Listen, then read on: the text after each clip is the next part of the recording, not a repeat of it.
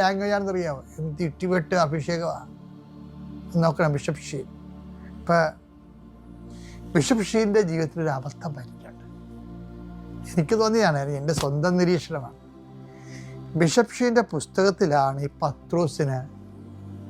പത്രോസ് അകലെക്കൂടി കർത്താവിനെ അനുഗമിച്ചത് നെഗറ്റീവ് പോയിൻ്റായിട്ട് പറഞ്ഞത്. പത്രോസ് ഇപ്പം ഒരു തുറപ്പ് കാണിച്ച കണ്ടില്ലേ? എന്താണ് അകലെക്കൂടി അനുഗമിച്ചതൊന്നുമല്ല. ഒരു തരം കിട്ടിയിരുന്നെങ്കിൽ കർത്താവിനെ കൊണ്ടാവാൻ പോയേനെ അവിടുന്ന് പൊക്കിക്കൊണ്ട് പോകും. ഡബിൾ ചങ്കന് ശരിക്കും പറഞ്ഞ ഗലീലൻ മുക്കുവനല്ലേ, അവനാണ് വെട്ടിയത്. 200 പേരുടെ കൂട്ടത്തിൽ നിന്നുകൊണ്ടാണ് ഒറ്റ വടിവാളം കൊണ്ട് ആ മൽക്കോസിൻ്റെ ചെവി വെട്ടി. അവൻ്റെ ചെവിയല്ലേ വെട്ടി, എൻ്റെ പെടലിക്ക് വെട്ടിയതാണ്. കർത്താവിടെ ഉണ്ടായിരുന്നത് കൊണ്ട് ചെവിയായിപ്പോയതാണ്. അതാണ് പത്രോസിനെ ഇങ്ങനെ അണ്ടർ എസ്റ്റിമേറ്റ് ചെയ്യേണ്ട ഒരു കാര്യമില്ല. എന്നിട്ട് ഇപ്പം വന്നിട്ട് കർത്താവ് എന്താ പറഞ്ഞത്? കർത്താവ് പറഞ്ഞത് പത്രോസെ വാളുറയിലിടാൻ പറഞ്ഞു. ഇത്രയും നാൾ ഞാൻ നിന്നെ അതല്ലല്ല പഠിപ്പിച്ചതെന്ന് പറഞ്ഞു. നീ പഠിക്കെ കൊണ്ടുവന്ന് കൊട ഉടക്കുകയാണെന്ന് ചോദിച്ചു.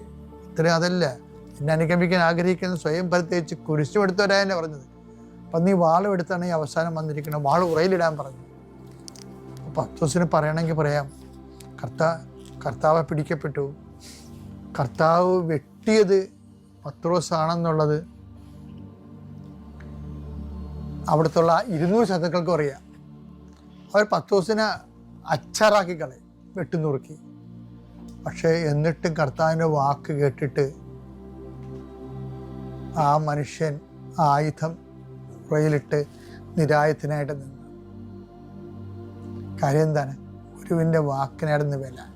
സ്വന്തം ജീവനേക്കാൾ ദൈവത്തിൻ്റെ വചനത്തിന് പ്രാധാന്യം കൊടുത്തുകൊണ്ട് അവൻ ജീവൻ സമർപ്പിച്ചതാണ്. ഇതാണ് തുറുപ്പ്. ഈ തുറുപ്പ് അവൻ കാണിക്കും. എന്താ പറയണത്? ഞാൻ ആരാണെന്നാണ് നിങ്ങൾ പറയുന്നതെന്ന് പറയുന്ന ചോദ്യങ്ങളില്ലേ, അതല്ലേ നമ്മളിവിടെ വരെ എത്തിച്ചത്. ഇപ്പം ചോദിക്കണത് എന്താണ്?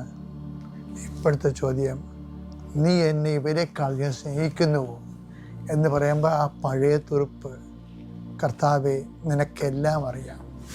ദൈവപൈതലെ, നമ്മളുടെ ജീവിതത്തിൽ നമുക്ക് മാത്രം അറിയാവുന്ന, ക്രിസ്തുവിന് മാത്രം അറിയാവുന്ന ഒരു എല്ലാം ഉണ്ടാകണം. പത്രോസിനുണ്ടായിരുന്നു. അപ്പോഴാണ്